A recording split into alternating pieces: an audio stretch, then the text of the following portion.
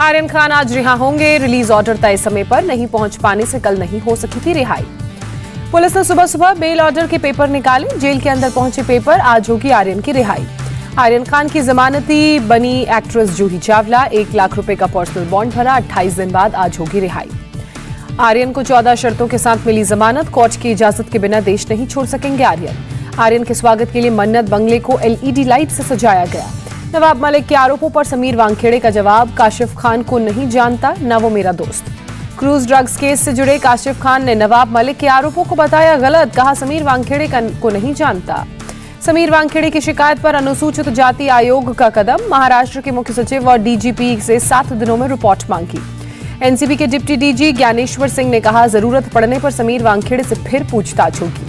NIA को transfer हो सकता है ड्रग्स केस। NCB के मुंबई ऑफिस पहुंची NIA की टीम। दिल्ली में भी एजेंसियों की बैठक। क्रूज ड्रग्स केस में इंटरनेशनल रैकेट के शामिल होने के शक में NIA कर सकती है इसकी जांच। NCB ने इसके सामने इंटरनेशनल ड्रग कनेक्शन एंगल की कही थी बात। PM मोदी आज इटली में G20 सम्मेलन में करेंगे शिरकत। कोरोना सहित कई अहम मुद्दों पर चर्चा होगी। भारतीय समय के मुताबिक दोपहर 3:15 से शुरू होगा G20 सम्मेलन। रात 10:30 बजे कल्चरल इवेंट। रोम में लगे मोदी मोदी के नारे। इटली की महिला ने मोदी को शिव तांडव श्रोत सुनाया। G20 सम्मेलन में शिरकत करने के बाद 3 देशों के राष्ट्राध्यक्ष से भी PM मोदी मिलेंगे। फ्रांस, इंडोनेशिया और सिंगापुर के राष्ट्राध्यक्षों से भी द्विपक्षीय बात होगी। आर्थिक और स्वास्थ्य सुधार पर चर्चा होगी। 31 अक्टूबर तक रोम और वेटिकन सिटी में रहेंगे PM मोदी। आज वेटिकन सिटी में पोप फ्रांसिस से करेंगे मुलाकात। भारतीय समय के मुताबिक पोप फ्रांसिस से आज सुबह 11 बजे 11:30 बजे PM मोदी की मुलाकात। 1 से 2 नवंबर तक ब्रिटिश प्रधानमंत्री के निमंत्रण पर स्कॉटलैंड के ग्लासगो भी जाएंगे PM मोदी। ग्लासगो में जलवायु परिवर्तन का मुद्दा रहेगा अहम। कार्बन स्पेस के मुद्दे पर भी बात होगी। जलवायु परिवर्तन पर होने वाले COP26 सम्मेलन में PM मोदी सभी स्टेक होल्डर देशों के नेताओं से मुलाकात करेंगे।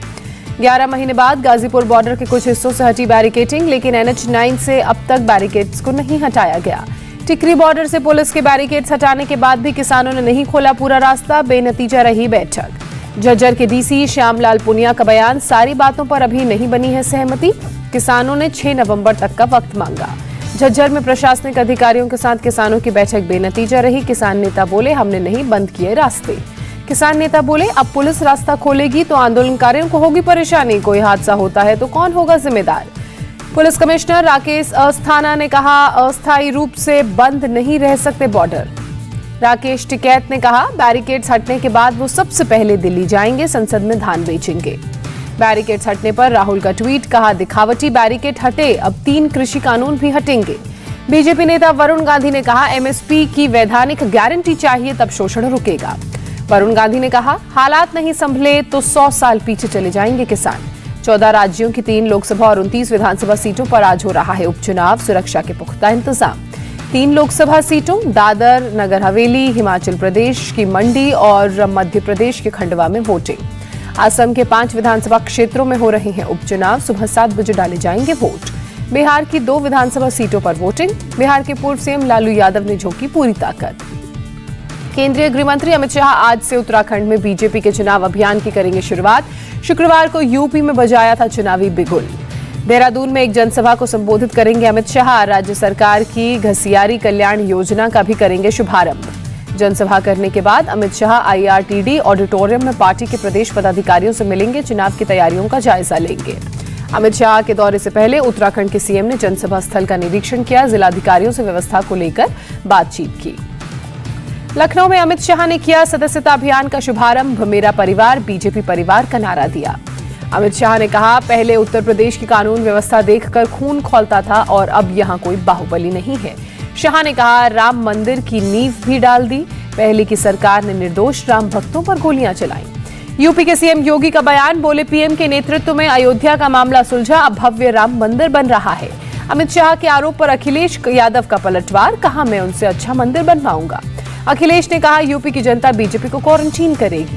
शिवपाल सिंह यादव ने मुलायम सिंह से बात होने का दावा किया। कहा, अखिलेश मान ले तो मैं चुनाव में एक साथ आने को तैयार। कर्नाटक के धारावाड़ में RSS की बैठक आज होगी खत्म। दत्तात्रेय होसबोले मीडिया को करेंगे संबोधित।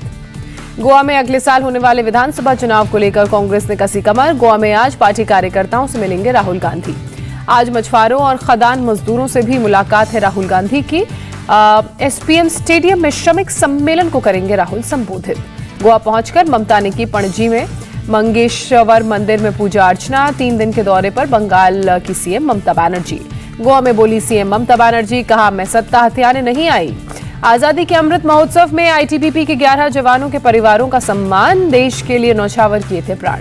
1959 में चीनी झड़प के दौरान हुए थे शहीद। 1960 से हो रहा है पुलिस स्मृति दिवस का आयोजन।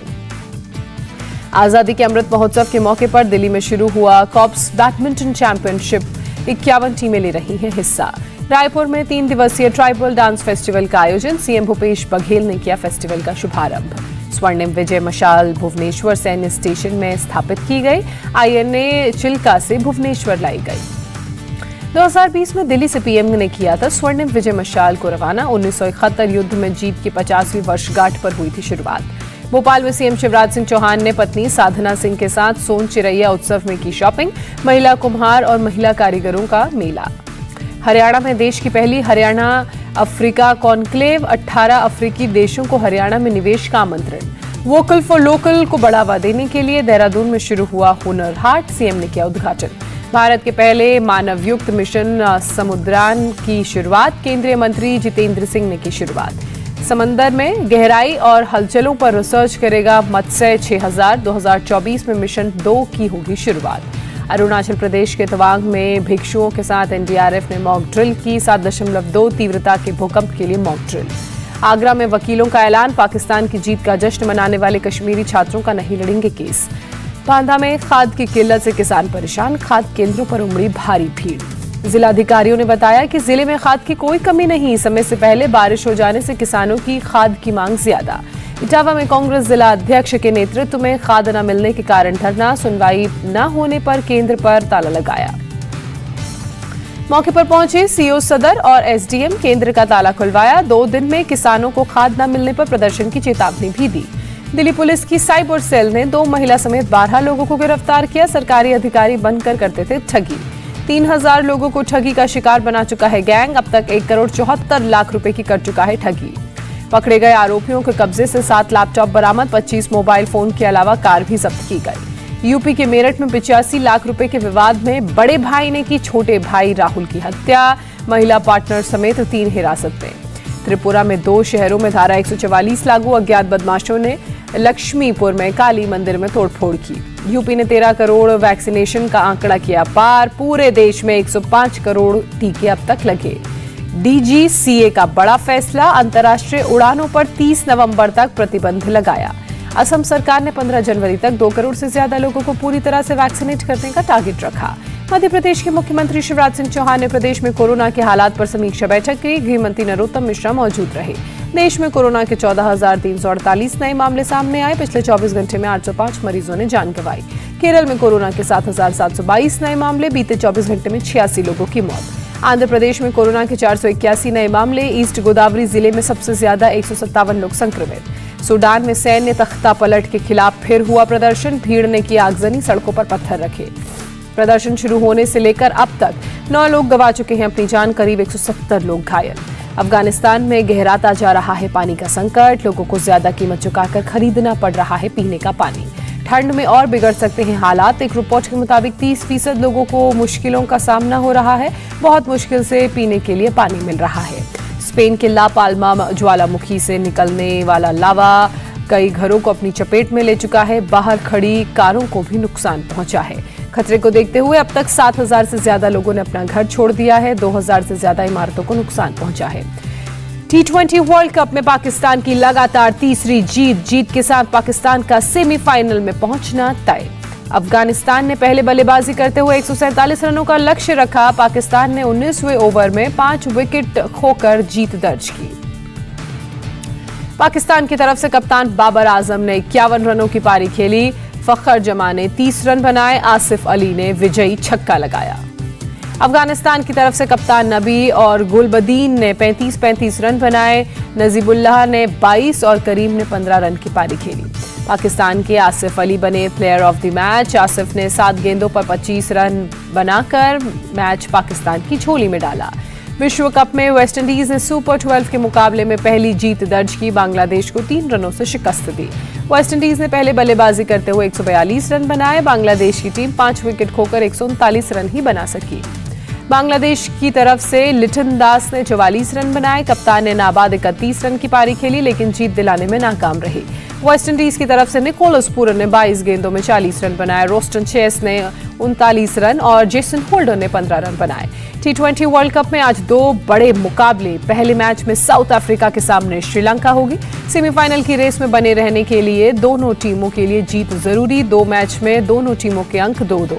आज के दूसरे सबसे बड़े मुकाबले में चिर प्रतिद्वंदी ऑस्ट्रेलिया और इंग्लैंड का होगा आमना सामना। जीतने वाली टीम का सेमीफाइनल में पहुंचना तय। न्यूजीलैंड से मैच से पहले टीम इंडिया ने बहाया पसीना। खिलाड़ियों ने जमकर की प्रैक्टिस। कल न्यूजीलैंड से है मुकाबला। इंडिया टीवी हर वक्त हर जगह डाउनलोड करने के लिए सर्च करें India TV news Google play store या ऐप स्टोर पर।